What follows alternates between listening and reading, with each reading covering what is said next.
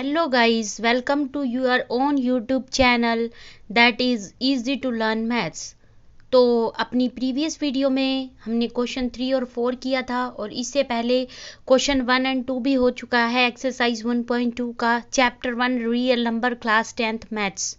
Okay, तो इस video में हम क्वेश्चन 5, 6 एंड 7 यानी कि इस एक्सरसाइज को कंप्लीट कर लेंगे। ओके, क्वेश्चन 5 में क्या है, check whether 6 raised to the power n can end with the digit 0 for any natural number n। n कोई क्या है, नेचुरल नंबर। ओके, तो आपको बताना क्या है इस क्वेश्चन में, जो ये 6 raised to the power n है ये क्या एंड हो सकता है? एंड हो सकता है, किस पर एंड हो सकता है? विद द डिजिट 0, कि इसकी जो प्राइम फैक्टराइजेशन कर रही हम, तो क्या इसके एंड में 0 आ सकता है? अगर n कोई नेचुरल नंबर है, n की किसी भी वैल्यू के लिए, नेचुरल नंबर n के लिए, ये बताना है। तो सबसे पहले आप क्या करोगे, प्राइम फैक्टराइजेशन करोगे 6 raise to the power n। इसको मैं ऐसे लिख सकती हूँ 2 multiply by 3 raise to the power n। ठीक है, तो हमने इसकी प्राइम फैक्टराइजेशन से प्राइम फैक्टर फाइंड कर लिए। कोई भी नंबर 0 से एंड कब होता है बच्चों, बताओ? जब उस नंबर की प्राइम फैक्टराइजेशन में इस टाइप के पेयर हो, 2 मल्टीप्लाई बाय 5। देखो क्यों कहा मैंने ऐसा, 2 5 जार कितने होते हैं, 10 होते हैं ना, 10 में 1 0 आ रही है। अगर 1 पेयर आया 2 मल्टीप्लाई बाय 5 टाइप का, ओनली इस टाइप के पेयर आ जाए ना किसी भी नंबर की प्राइम फैक्टराइजेशन में, तो लास्ट में 0 आएगा ही आएगा।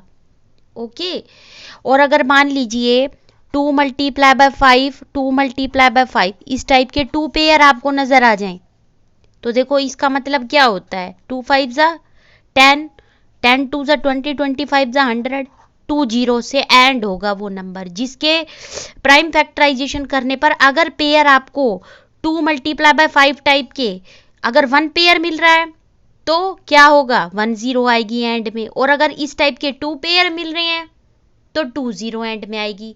बट यहाँ तो मैंने प्राइम फैक्टराइजेशन की जब 6 raise to the power n की, तो कोई भी पेयर नहीं मिला ना 2 मल्टीप्लाई बाय 5 टाइप का। 2 मल्टीप्लाई बाय 3 है यहाँ, 5 तो नहीं है। ओके, तो कोई भी 0 नहीं आएगी इसके एंड में। 6 raise to the power n, n की किसी भी नेचुरल वैल्यू के लिए, नेचुरल नंबर है ना n आपका, स्मॉल n, तो कोई भी नेचुरल नंबर आप पुट कर दीजिए 6 raise to the power n के, 6 raise to the power n, यहाँ n कोई नेचुरल नंबर है, इसमें n की जगह कोई भी वैल्यू पुट कर दो नेचुरल नंबर टाइप की, तो इसका जो प्राइम फैक्टराइजेशन करेंगे ना तब आप, तो प्राइम फैक्टराइजेशन करने पर क्या होगा, 0 नहीं आएगा एंड में। ओके, क्योंकि इसके प्राइम फैक्टराइजेशन में एक भी पेयर ऐसा नहीं आ रहा 2 मल्टीप्लाई बाय 5 टाइप का, तो लास्ट में 0 आ ही नहीं सकती। ओके, तो क्या लिखोगे, since in prime factorization, in prime, ये आपको मैंने जस्ट समझाने के लिए लिखा है। Okay, in prime factorization of 6 raise to the power n, it does not contain any pair of 2 multiply by 5, so 6 raised to the power n does not end with digit 0। इसलिए 6 raise to the power n जो है बच्चों, वो digit 0 से end नहीं होगा। Where n is an natural number, n क्या है आपका, कोई नेचुरल नंबर। तो पता चला अगर किसी भी नंबर की प्राइम फैक्टराइजेशन में इस टाइप के पेयर मिलते हैं, अगर एक पेयर मिलेगा तो 1 0 आएगी एंड में। उस नंबर की प्राइम फैक्टराइजेशन में अगर आपको 1 पेयर मिल गया तो क्या होगा, 1 0 आएगी एंड में। और अगर 2 पेयर मिल गए तो उसके एंड में 2 0 जरूर होंगी, ये कंफर्म है। ठीक है, तो 6 raise to the power n में क्या प्राइम फैक्टराइजेशन की तो 2 मल्टीप्लाई बाय 3 आया। अब n की कोई भी वैल्यू पुट कर लो, 0 तो आएगा ही नहीं लास्ट में, क्योंकि इसकी प्राइम फैक्टराइजेशन में कहीं भी आपको 2 मल्टीप्लाई बाय 5 टाइप का कोई पेयर नहीं दिख रहा। ठीक है, तो क्या लिखोगे, where n is any natural number. जैसे मैं आपको एक एग्जाम्पल देती हूँ बच्चों, एग्जाम्पल से अच्छे से क्लियर होगा। 200 ले लो आप, 200 के लास्ट में कितनी जीरो आ रही है? 2 जीरो आ रही है ना, तो आपको इस टाइप के 2 पेयर जरूर मिलेंगे, 2 मल्टीप्लाई बाय 5 टाइप के। करके देखिए इसकी प्राइम फैक्टराइजेशन, ये एग्जाम्पल से आपको और क्लियर हो जाएगा। देखो मैं करके दिखाती हूँ। 200 है ना, तो 200 के प्राइम फैक्टराइजेशन से फैक्टर फाइंड करते हैं। यहाँ पे आ गया 100, ये 2 की टेबल में 50 पे चला गया, और ये 2 की टेबल में 25 पे, 5 की टेबल में 5 पे, 5 की टेबल में 1 पे। इधर देखो बच्चों, 200 के क्या फैक्टर बन गए? 2 multiply bye 2 multiply bye 2 multiply bye 2 multiply by 5 multiply by 5। 2 की पावर कितनी है यहाँ पर? 1 2, बेस सेम हो ना तो पावर क्या हो जाती है? ऐड। 2 आपका यहाँ पर 3 टाइम्स आ रहा है, ओके, 4 टाइम्स नहीं है ये, सॉरी 3 टाइम्स है। 2 की पावर 3 इंटू 5 की पावर 2। तो मैंने क्या बताया था आपको कि 2 मल्टीप्लाई बाय 5 टाइप के कितने पेयर बनेंगे, उतनी जीरो आएगी। यहाँ देखो एक पेयर तो ये रहा, 2 मल्टीप्लाई बाय 2, इस 2 को इस 5 के साथ ले लो, एक पेयर बन गया। इस 2 को इस 5 के साथ ले लो, एक और पेयर बन गया। ठीक है, बचा क्या आपके पास? 2 बचा एक्स्ट्रा। तो मतलब पेयर आपको चेक ये करना है कि 2 मल्टीप्लाई बाय 5 टाइप के कितने बन रहे हैं। यहाँ पर 1 पेयर तो आपका ये हो गया, 1 पेयर ये हो गया। कितने पेयर बन रहे हैं? 2 पेयर। तो इस नंबर के एंड में कितनी जीरो होनी चाहिए? 2 है, वो तो देखो कंफर्म। 200 में कितनी जीरो है लास्ट में? 2 ही तो है।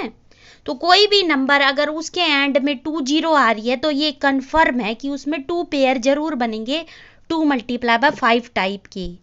ओके स्टूडेंट्स, लेकिन 6 raise to the power n, n की कोई भी वैल्यू लगा लो आप, नेचुरल नंबर एन, एन आपका चाहे 5 ले लो चाहे 6 ले लो, लेकिन लास्ट में आपकी जीरो नहीं आने वाली, क्योंकि इसकी प्राइम फैक्टराइजेशन में 2 इंटू 5 टाइप का एक भी पेयर अपीयर नहीं हो रहा।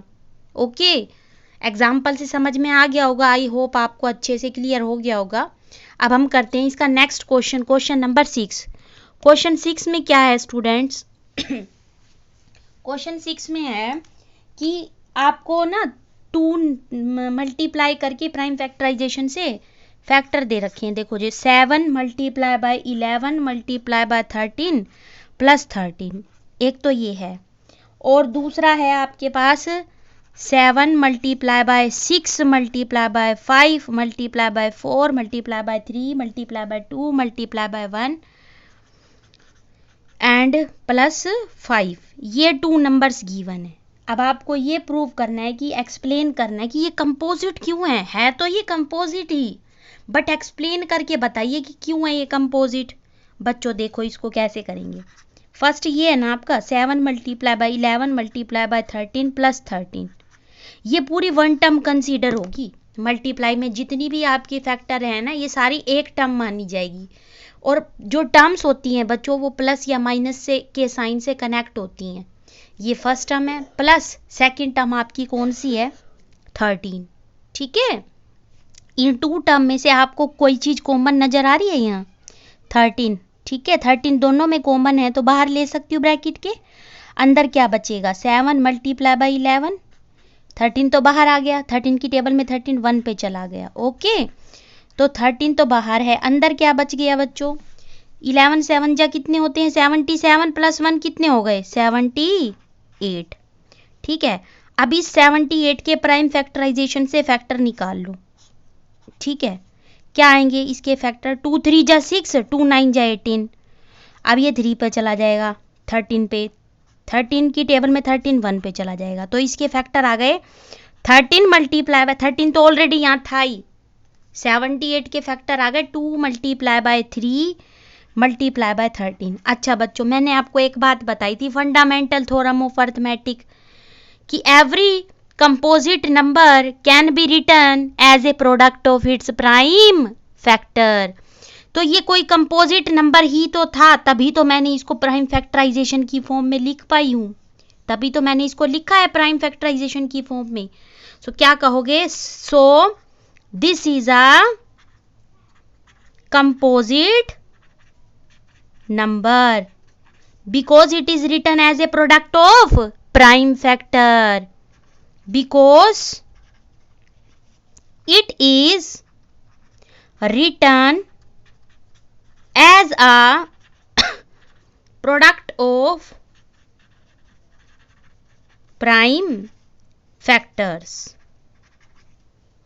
कोई भी कंपोजिट नंबर, ठीक है, as a product of prime factor लिखा जा सकता है। फंडामेंटल थ्योरम ऑफ अर्थमेटिक्स से हमने पढ़ा था। So this is a composite number. Composite है तभी तो इसको पॉसिबल हो पाया प्राइम फैक्टराइजेशन की फॉर्म में लिखना। इसी तरह से आपका ये वाला पार्ट भी हो जाएगा। देखो बच्चों ये कैसे करेंगे। 7 मल्टीप्लाई बाय, इसका सेकंड पार्ट ये 7 multiply by 6 multiply by 5 multiply by 4, ठीक है, ये है इसका सेकंड पार्ट। इसी क्वेश्चन में 2 पार्ट्स हैं, ठीक है, ये एक्सप्लेन करना है कि ये कंपोजिट नंबर क्यों है। तो ये आपका सेकंड पार्ट है बच्चों, इसमें प्लस में 5 था, ठीक है। तो अब बच्चों ये पूरी 1 टर्म कंसीडर होगी। मैंने बताया था मल्टीप्लाई में जितनी भी टर्म्स हैं ये सारी 1 टर्म मानी जाएगी। प्लस सेकंड टर्म कौन सी है, 5। तो अब फर्स्ट टर्म और सेकंड टर्म में क्या चीज कॉमन है, 5 दोनों में आ रहा है ना। 5 को ब्रैकेट के बाहर ले सकते हैं, अंदर क्या बचा, 7 multiply by 6 multiply by 4 multiply by 3 multiply by 2 multiply bye 1, और प्लस में क्या है ये 5 बाहर चला गया 1। अब इनकी मल्टीप्लाई कर लो। 7 6 जा 42, 42 4 जा 168, ठीक है, 168 3 जा 3 8 जा 24, 2 कैरी 3 6 जा 18 प्लस 20, 3 1 जा 3 प्लस 2 5। फिर इसकी 2 से कर लो तो ये आ गया आपके पास 1008। क्या आ गया, मल्टीप्लाई करके 1008, इसमें 1 भी क्या कर देंगे प्लस, ठीक है। 5 मल्टीप्लाई बाय 1009। अब 1009 देखो किसकी टेबल में जाएगा, ये प्राइम नंबर है, ठीक है, और ये भी एक प्राइम नंबर है। तो 2 प्राइम की प्रोडक्ट में लिख दिया। कंपोजिट नंबर को हम as a product of prime number लिख सकते हैं ना। तो since every composite number can be written as a product of its prime factor. So it is a composite number. It is a composite number. जैसे बच्चों की 6 ले लो, 6 एक कंपोजिट नंबर है ना, इसको मैं 2 मल्टीप्लाई बाय 3 2 प्राइम की प्रोडक्ट में लिख सकती हूँ ना। तो कोई भी कंपोजिट नंबर प्राइम फैक्टर की प्रोडक्ट की फॉर्म में लिखा जा सकता है, ठीक है। तो प्राइम फैक्टर्स की प्रोडक्ट की फॉर्म में लिख रखा है हमने इस पूरे को, as a product of 2 prime number लिख दिया। तो that is it is a composite number. जो ये गिवन नंबर था आपके पास फर्स्ट ये प्लस सेकंड ये पूरा कंबाइंड एक नंबर जो है, एक क्या है कंपोजिट नंबर है। तो ये क्वेश्चन 6 भी डन हो गया, ठीक है। बस इसमें वही फंडामेंटल थ्योरम का यूज हुआ है कि every composite number can be written as a product of its prime number. अब बच्चों इसका इस एक्सरसाइज का लास्ट क्वेश्चन लेफ्ट है आपका, ठीक है। क्वेश्चन नंबर 7 क्या है कि एक सर्कुलर पाथ है राउंड राउंड इस तरह से। इसमें 2 बच्चे हैं आपके पास, सोनिया है और दूसरा बच्चा रवि है। दोनों एक ही पॉइंट से स्टार्ट करते हैं इस सर्कुलर पाथ के चारों ओर चक्कर लगाना, ठीक है। सोनिया तो लेती है 18 मिनट्स 1 राउंड कंप्लीट करने में। इस खेत के चारों ओर एक चक्कर लगाने में सोनिया कितना टाइम लेती है, तो क्या लिखोगे, Sonia takes time to cover या to drive 1 round. To drive the question में से स्टेटमेंट बन रही है आपकी। Sonia takes 18 minute to drive 1 round. Sonia takes time to drive 1 round. 1 round को ड्राइव करने में कितना टाइम लेती है सोनिया, 18 मिनट का। और इसी तरह दूसरा बच्चा है रवि। रवि टेक्स टाइम, रवि कितना टाइम लेता है बच्चों, 12 मिनट का। अब इन्होंने कहा है कि सेम पॉइंट से सेम टाइम पर और सेम ही डायरेक्शन में, मान लो इस डायरेक्शन में राउंड राउंड चल रहे हैं दोनों, सोनिया भी और रवि भी दोनों राउंड राउंड चल रहे हैं। सोनिया लेती है 18 मिनट का, रवि लेता है 12 मिनट का टाइम, कहीं ना कहीं वो किसी ना किसी टाइम पर सबसे पहले मीट करेंगे इसी स्टार्टिंग पॉइंट के ऊपर। बच्चों तो आपको इसमें एलसीएम फाइंड करना है। कई बच्चों के माइंड में डाउट होता है कि एलसीएम ही क्यों फाइंड करना है, एचसीएफ क्यों नहीं फाइंड करना, तो इसका रीज़न मैं आपको बताऊंगी। देखो बच्चों, ये है 18, ये है 12, मैंने 18 के क्या लिख लिए, एलसीएम का मतलब क्या होता है, पहले तो माइंड में ये सेट कर लो। एलसीएम का मतलब होता है लीस्ट कॉमन मल्टीपल। मल्टीपल मतलब जो टेबल को कंटिन्यू करने पर आएगा वो होता है उसका मल्टीपल। 18 के मल्टीपल लिखो, 18 1 जा 18, 18 2 जा 36, 18 3 जा 54, 18 4 जा 72, 18 5 जा 90, ऐसे 12 के बनाओ। 12 1 जा 12, 12 2 जा 24, 12 3 जा 36, 12 4 जा 48, 12 5 जा 60। इस तरह से इसके मल्टीपल आते जाएंगे। अब हमें ये बताना है, देखो बच्चों कभी ना कभी कोई ना कोई टाइम ऐसा जरूर आएगा जब चलते चलते दोनों स्टार्टिंग पॉइंट पर मिल जाएंगे, है ना। तो उसने यही तो पूछा है, ऐसा कौन सा टाइम आएगा जिससे कि वो स्टार्टिंग पॉइंट पर दोनों सोनिया भी और रवि भी फिर से मीट कर जाएं। 18 की टेबल को कंटिन्यू किया, 18 1 जा 18, 18 2 जा 36, 36 यहाँ आ गया जब 2 टाइम्स हमने इसको चलाया। तो 12 मिनट कौन ले रहा था बच्चों, रवि ले रहा था, है ना। तो रवि को मैंने कितने राउंड, पहले 12 मिनट में एक राउंड कवर करा, 24 मिनट में उसने दूसरा राउंड कवर करा, 36 में उसने तीसरा राउंड कवर कर लिया। तो 36 मिनट के बाद दोनों मिल जाएंगे, रवि भी और सोनिया भी। हमें पता चल गया कि दोनों कहीं ना कहीं मीट कर रहे हैं। सबसे पहले कब मीट करेंगे, 36 मिनट के बाद, फिर दोबारा भी मीट करेंगे। ठीक है, इस टेबल को कंटिन्यू करोगे ना जब आप, और 12 की टेबल को भी कोई ना कोई कॉमन मल्टीपल आएगा। सेकंड टाइम फिर मीट करेंगे, थर्ड टाइम भी आएगा कोई ना कोई जिसमें वो दोनों फिर से मीट करेंगे बच्चों। तो देखो इसमें हमें एलसीएम का कंसेप्ट क्यों लिया है कि आपको ये बताना है कि वो एट अगेन फिर से, एक बार तो उन्होंने जब स्टार्ट करा दौड़ना तब वो मीट कर गए, अगेन कब मिलेंगे ये पूछा है उसने, फिर से कब मिलेंगे।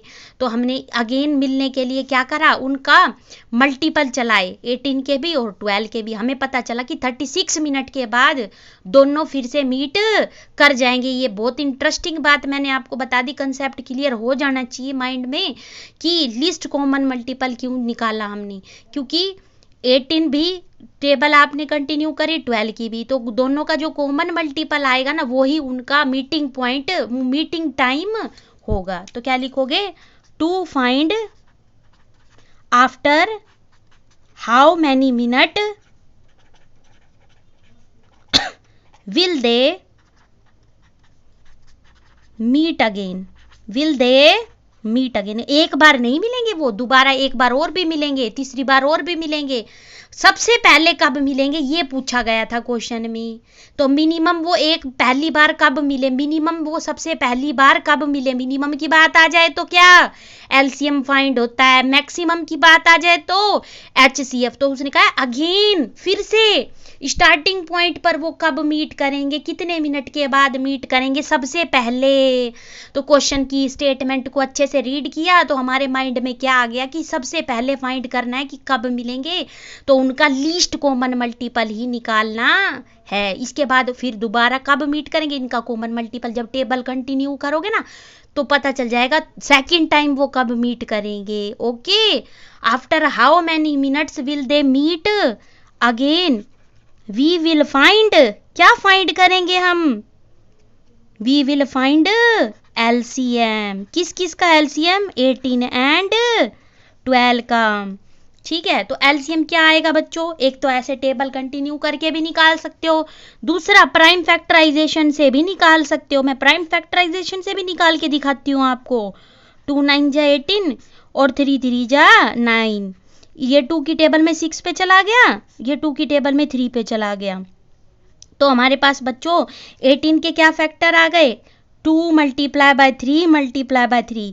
इसी तरह से 12 के क्या फैक्टर आ गए, 2 × 2 × 3। एलसीएम कैसे निकालते हैं, देखो 2 मैक्सिमम फर्स्ट रो में 1 टाइम आ रहा है, सेकंड रो में 2 टाइम, तो मैक्सिमम वाला लोगे ना आप, मैक्सिमम 2 टाइम्स आ रहा है तो 2 टाइम्स लिख लो। ऐसे ही 3 को देखो, फर्स्ट रो में 2 टाइम आ रहा है, सेकंड रो में 1 टाइम, तो मैक्सिमम वाला लिखेंगे 3 2 टाइम। और तो कोई एक्स्ट्रा प्राइम फैक्टर नजर नहीं आ रहा ना, ओनली 2 और 3 टाइप के ही प्राइम फैक्टर है, और वो ये देखने होते हैं कि फर्स्ट रो में कितनी बार आ रहा है, सेकंड रो में कितनी बार। जो मैक्सिमम वाला है वो ही लिखते हैं। एक बार देखो 2 एक बार आ रहा है फर्स्ट रो में, सेकंड रो में 2 टाइम, तो 2 टाइम वाला 2 लिख लेंगे। और 3 को देखा तो फर्स्ट रो में तो 2 टाइम है, सेकंड रो में 1 टाइम है, तो 2 टाइम वाला आप लिख लो। ओके, तो हमने 2 टाइम तो लिख लिया 2 और 2 टाइम लिख लिया 3, क्योंकि फर्स्ट रो में 3 2 टाइम था, सेकंड रो में 3 1 टाइम था, तो मैक्सिमम वाला 3 हमने 2 टाइम लिख लिया। बस अब इसकी मल्टीप्लाई कर दो, 2 2 जा 4, 4 3 जा 12, 12 3 जा 36। क्या आ गया? 36 मिनट। तो क्या लिखोगे? हैंस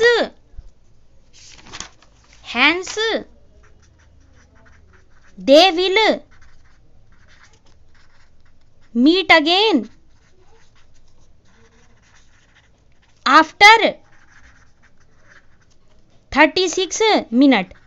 एक बार 36 मिनट के बाद मिलेंगे। अगली बार अगर पूछता कि सेकंड टाइम कितनी मिनट के बाद मिलेंगे, तो हम इस टेबल को और कंटिन्यू कर लेते हैं ना, तो हमें पता चल जाता है और कितने मिनट के बाद मिल जाएंगे वो। बस उसने यही पूछा कि अगेन, फिर से मिनिमम कितनी बार फिर से वो स्टार्टिंग पॉइंट पर मीट करेंगे सेकंड टाइम। फर्स्ट टाइम तो स्टार्टिंग था, सेकंड टाइम वो कब मिलेंगे, तो उनका मिनिमम जो मल्टीपल है वो होगा लीस्ट कॉमन मल्टीपल, यानी कि 36 मिनट के बाद। वो स्टार्ट में तो सेम पॉइंट पर खड़े ही थे, अब जब वो चलना स्टार्ट करेंगे तो एक बार इसने 18 की टेबल को 2 बार चलाया, 12 की टेबल को 3 बार, यानी कि ये जो सोनिया है वो 2 राउंड लेगी और रवि जो है वो 3 राउंड लेगा ना, तब जाके वो दोनों मीट कर जाएंगे स्टार्टिंग पॉइंट के ऊपर। स्टूडेंट्स, अगर मैंने आपको ये क्वेश्चन अच्छे से क्लियर किया हो, कंसेप्ट अच्छे से क्लियर हो गया हो, तो प्लीज़ मेरी वीडियो को लाइक कर देना और चैनल को सब्सक्राइब भी कर देना, और मेरी आगे आने वाली वीडियोस देखने के लिए